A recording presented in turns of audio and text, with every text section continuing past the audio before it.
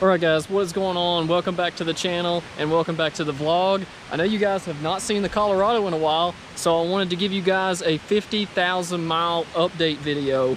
This is going to be over just the use and abuse and longevity of the truck and how it has performed for me so far. So let's jump right into it. So for those of you that don't know, this is my 2018 Colorado ZR2. The truck is leveled and it is on 285/70 17s. We're also rocking a set of Bison flares. I picked those up a while back and did some light trimming to make those fit. Nothing too crazy. It is running a Ready Lift level kit, so it's like 1.5 1.25 level. Also has a full MagnaFlow exhaust. There's the MagnaFlow exhaust, kind of hard to see from this angle. There's the rest of the MagnaFlow exhaust. So brought the truck out here today. Unfortunately, the road was closed that we were going to go do some wheeling on. They've actually, for some reason, closed it down. It's gated off. So let's just run over real quick. This is 50,000 miles on the odometer, and let's talk about a few things that I've had happen to this truck that have set me back, and some stuff that's really impressed me. So in this 50,000 mile interval, one thing you're going to want to do if you have one of these trucks is go ahead and count on flushing your transmission, transfer case, front and rear differentials. Now keep in mind the 2019's back actually had a shutter, so if you do have a little bit of shutter, they will do this under a warranty. So if you're at the 50,000 mile interval, go into the dealer and they will replace the fluid under warranty. Now you're probably wondering, how much does something like this cost? It's usually around $450 to have the transmission flushed. And if you pair that with a full diff service, I think it's going to be close to like $800. So I ended up giving them around, I think it was $450 to $500, but they also did an injector flush. So that's something at 50,000 miles. If you guys are watching this video, you got one of these trucks, go do that right away. That is the life of the transmission. Of course, this is the gasser. It is a 8-speed automatic with the V6. A couple other things that I've done to this truck to help the life of it out. This does have a trifecta tune on it, so I am tuned, transmission's tuned, as well as the engine. So it bumps the power up to about 335 at the crank from 305. The seats and everything in the truck are holding up really well. You know, like I said, this is 50,000 miles on the clock, and everything's done great. The infotainment has been awesome with Apple CarPlay. You guys have Guide GPS. I would strongly advise looking into using that while you're doing any kind of Forest Service navigation like we're doing today. Those map layers are, of course, super helpful when you're out in the remote backcountry. You can download the layers and it'll get you out of a pickle if you lose service. I want to do some performance upgrades to your truck. I can make a couple recommendations. Of course, MagnaFlow, obviously you want to check out some form of an aftermarket exhaust, and another thing to check out is a cold air intake. I've actually got an S&B intake on my truck, so after 50,000 miles, let's take a look, see how things have held up. One other thing, guys, hood protector is a must-have. These are AVS Aeroskin, also running rough country light bar with the mounts, and it has held up perfectly. I've had zero issues out of this thing, and the rest of the truck is also doing fantastic. I've had pretty much no issues with this truck in 50,000 miles. So under the hood of the mighty 3.6, of course, just got that S&B air intake. Of course, it's held up really well. This engine has been phenomenal. As far as any kind of electrical or mechanical failures in 50,000 miles I have had, the only thing that came up was a cam sensor, and I kind of had a feeling it was bogus, so I cleared the code. It never came back. And there's my wiring for my light bar and stuff. I went through the firewall.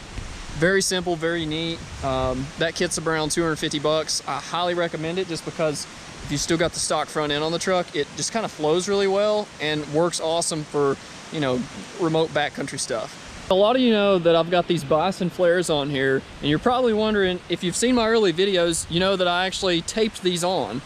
And there was a lot of, you know, trial and error with this because I wasn't sure what it was going to do, if it was even going to work. So these Bison flares, you can drill them, and they give you kits to drill them. But I thought, you know what, I'm going to try something different. Let's try a 3M tape on every place that's supposed to have a drill hole. All right? It's been 1 year since I've had these flares. No issues at all. None. These are 3M tape across the top using the existing holes from the stock flares.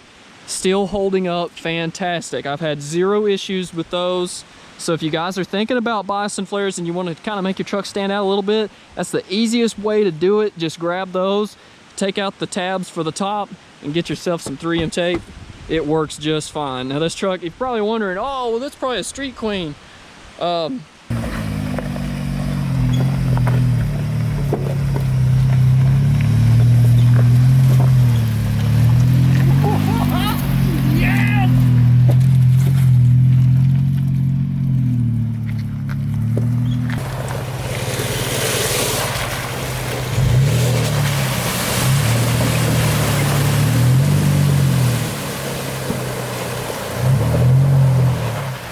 Oh, dang. No problem. ZR2's got it, baby.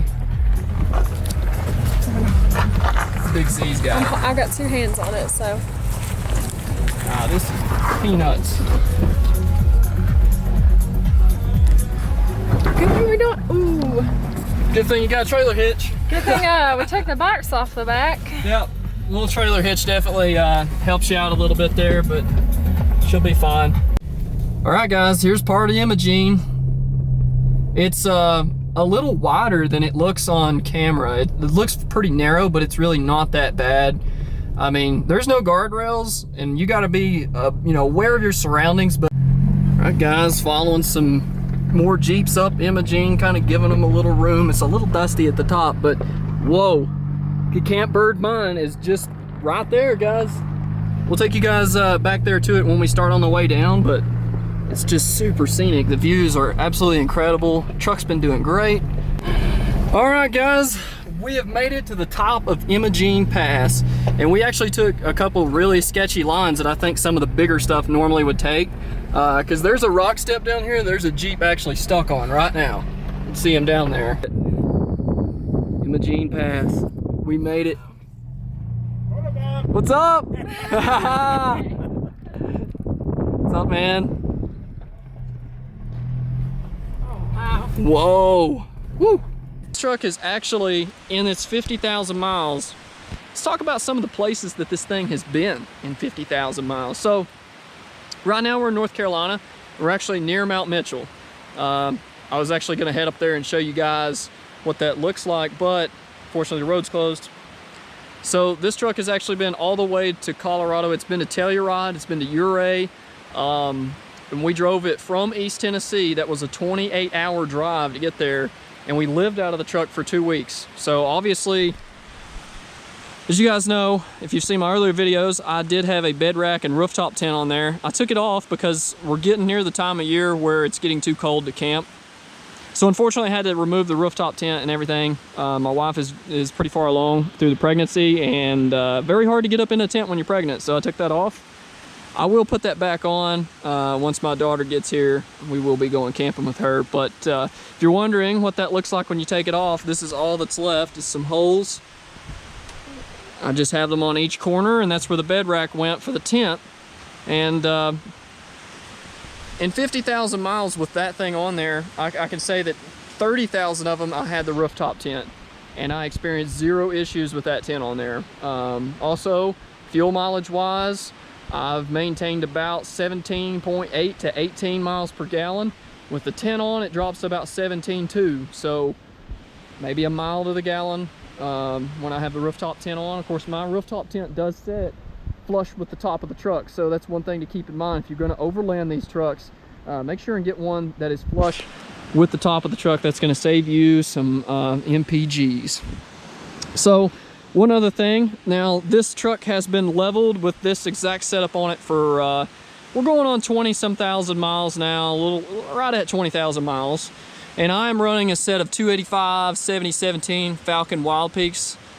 These are the mud terrain version of these, and so far I'm at about half life. So I think you'll probably get somewhere around 50,000 miles out of these tires, maybe 60 if you rotate them properly.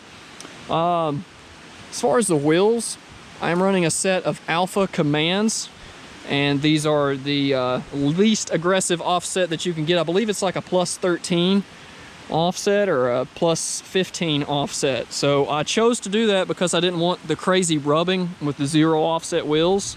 It's one other thing to keep in mind, guys. If you go 0 offset, you're going to increase the wear on the truck. You know, you're pushing this away from the suspension, so it's added stress to literally everything.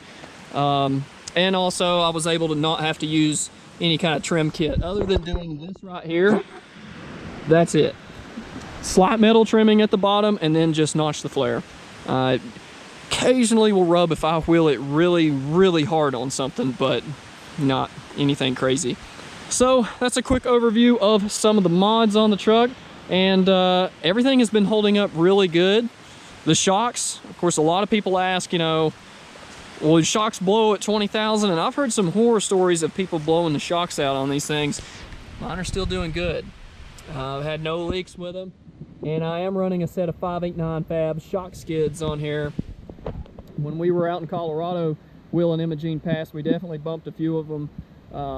We definitely bumped those shocks a few times out there on some of that steep stuff. And around here, probably not going to see too much of shock skid action, but you know, it's nice to have, and it's nice to know that you're not going to tear them off. So if you're not going to do the relocation kit and put them on the outside of the frame, I definitely recommend running those shock skids. All right, guys, so there is a 50,000 mile review on the Chevy Colorado, and drop a comment below and let me know what you think about the truck and some future mods that you might like to see on this truck. I'm actually thinking about the BDS 4-inch lift and 35s. That's kind of where I believe I'm going to take this truck to next. But so far, I am really enjoying it as a daily driver, and I cannot complain. It's been an absolutely phenomenal truck. In my old truck, of course, you guys know I had a ZR2 S10. A lot of you guys ask where that truck's at. I actually ended up selling that truck and, of course, moving on to this. So I had both of them in the garage for about 2 months. After that, I decided it was time to part ways with it and use that money to modify this truck. So if you like what you see, go ahead and smash that like button, drop a comment below, and if you haven't done it already, be sure and subscribe. We've got plenty more stuff coming with this thing. I am coming back to the garage. A lot of you guys are also wondering about the gray truck, that muscle truck build. I've been contacting Blueprint Engines, and we're going back and forth and trying to see if we can, you know, carve out a deal.